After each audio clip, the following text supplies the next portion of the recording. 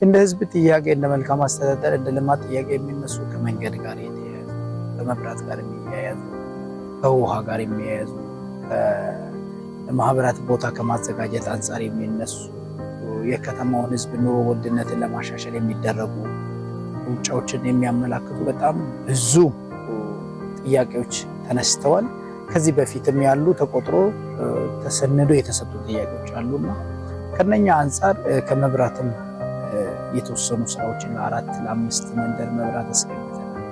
ክፍያዎችን 50% ከሰውም ማህበረሰቡ 50 እኛም 50 ይዘን መንገድ ከተማ ውስጥ ደግሞ አዳዲስ መንገዶችን ሰርተናል፣ ጥገና አድርገናል። ከመንገድም አንጻር ብዙ ውቁታ ያለባቸው አስተካክለናል። በዚህ ዓመት ከመንገድም ሳንወጣ ከወጣቶች ስፖርት ማዘውተሪያ ስፍራ ጋር በተያያዘ ሁለቱንም ስፖርት ማዘውተሪያ ስፍራዎችን አንደኛ ደረጃ ያለውንና የከተማውንም ስቴዲየም እድሳት አድርገናል። ለስፖርተኞች ምቹ አድርገን አስፈላጊውን ነገር አድርገናል።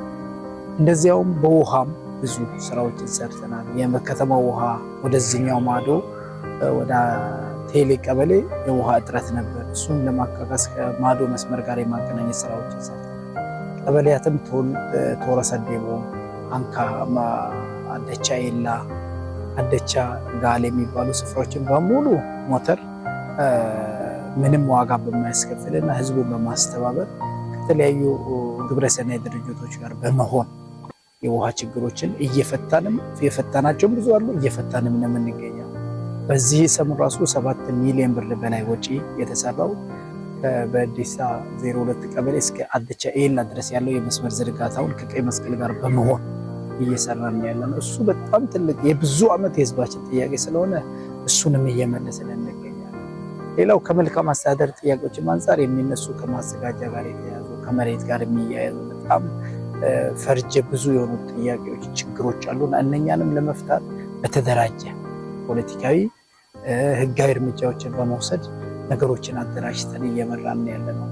ስለዚህ ከስራዎች አንጻር ህዝብ ቆጥሮ ከሰጡ ስራዎች አንጻር በቁጥር ብዙ የሆኑትን እየሰራን ያለ ነው። ተቋማትን ከማደራጀትም አንጻር ብዙ ተቋማትን የፓርቲ ህንፃ እየገነባን ያለ ነው። በሆስፒታል ውስጥ የተለያዩ ማሽኖችን አስገብተናል። በብዙ ሚሊዮን ብር የሚቆጠሩ ጤና ጣቢያን በሚገባ አዘምነናል። ሃይስኩል ትምህርት ዘርፍ ላይ ስትሄጂ ዘንድሮ 12ኛ ክፍል እኛ ጋር ያስፈተን ነው።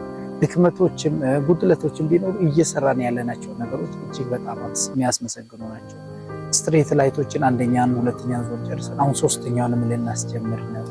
ስለዚህ እግዚአብሔር ጊዜና እድል ከሰጠን በቀሪው ጊዜ የተነሱ ጥያቄዎችን ቆጥረን ለመመለስ እየሰራን ያለ ነው። ከመልካም አስተዳደር ጥያቄ ማዘጋጃን አንስቻለሁ። ከማዳበሪያ ጋር የሚነሱ አሉ፣ ከመሬት ጋር የሚነሱ አሉ። ሁሉንም ነክሶ በማውጣት ለይቶ በማስቀመጥ መፍትሄ ለመስጠት እየሰራን እንገኛለን። ስለዚህ የዛሬው ምክር ቤት ይህንን ጥያቄዎችንም በድጋሚ ያነሳና ምላሾችንም የሰጠንበት የተግባባንበት ምክር ቤቱም ከጎናችን መሆኑን የገለጸበት በሁሉም ነገር ጣልቃ ገብቶ ለመስራት ዝግጁ መሆናቸውን የገለጹበትና እኛም ደስተኛ የሆነበት ጉባኤ ነው